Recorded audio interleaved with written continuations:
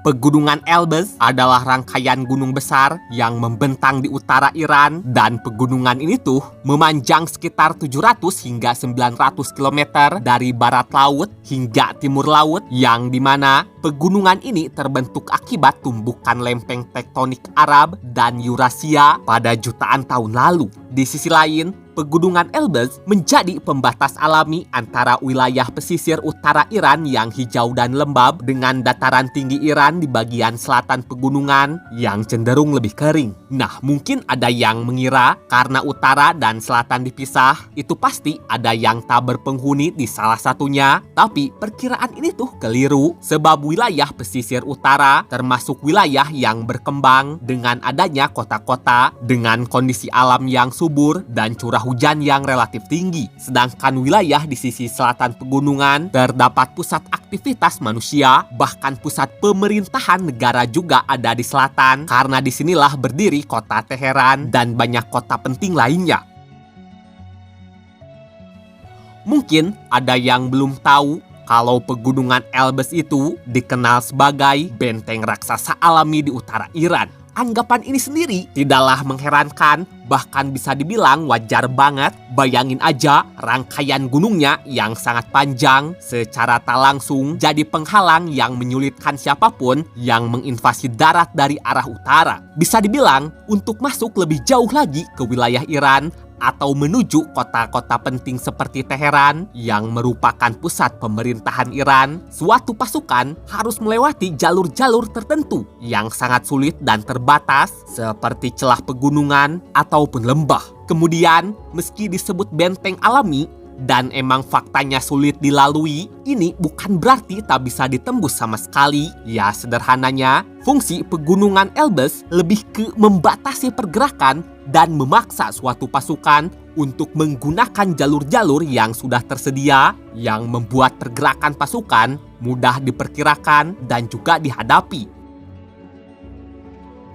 Oke, mungkin ada yang penasaran, apakah selama ini ada invasi darat dalam skala besar yang berhasil menerobos benteng alami ini? Jawabannya ada, dan invasi ini dikenal sebagai pendudukan Iran tahun 1941, yang dimana Uni Soviet dan Britania Raya berhasil menduduki Iran. Kala itu, di tengah Perang Dunia Kedua, Britania dan Uni Soviet bergerak untuk menduduki Iran. Nah, untuk tiba di Teheran, Uni Soviet itu masuk lewat utara sambil mengamankan jalur-jalur pentingnya. Oh ya, Soviet tak menghadapi perlawanan berarti dari Iran, bahkan perangnya pun relatif singkat. Hanya saja, Soviet tetap menghadapi kesulitan saat berusaha untuk menembus pegunungan Elbrus. Seperti yang diketahui, pasukan yang dikerahkan dalam invasi tersebut merupakan invasi darat skala besar yang terdiri dari berbagai unit tempur. Sederhananya, kala itu Soviet mengerahkan sekitar 40.000 hingga 50.000 tentara yang didukung oleh sekitar 1.000 tank serta kurang lebih 500 pesawat tempur dan pengebom. Sementara itu, pasukan Iran yang menghadapi Soviet di wilayah utara hanya berjumlah kurang lebih 20.000 tentara tanpa didukung tank maupun dukungan udara yang memadai. Lalu, seperti yang telah disinggung sebelumnya, Soviet itu menghadapi kesulitan saat melewati pegunungan Elbrus karena emang dipaksa mengikuti jalur-jalur yang udah tersedia seperti lembah dan celah pegunungan. Di sisi lain, Uni Soviet tentu hanya bisa mengikuti jalur-jalur ini meskipun sulit dan berisiko. Tapi jika ingin membuka jalur baru atau gak mau mengikuti jalur yang udah ada, itu bisa jadi akan jauh lebih sulit dan risikonya gak bisa dibayangin. Pada akhirnya, pasukan Soviet mau tidak mau memasuki lembah atau celah pegunungan yang sempit dan berliku. Pergerakan ini sendiri sangatlah tak mudah, bahkan penyaluran logistik juga tidak berjalan mulus. Tapi beruntungnya pasukan Iran itu fokusnya terpecah karena juga harus menghadapi Britania Raya di selatan. Selain itu, pasukan utama Iran emang ada di selatan bukan di utara. Jadi pasukan Iran di utara emang jauh lebih lemah. Terlepas dari itu semua, tidak semua pasukan Soviet bisa menembus ke sisi selatan pegunungan.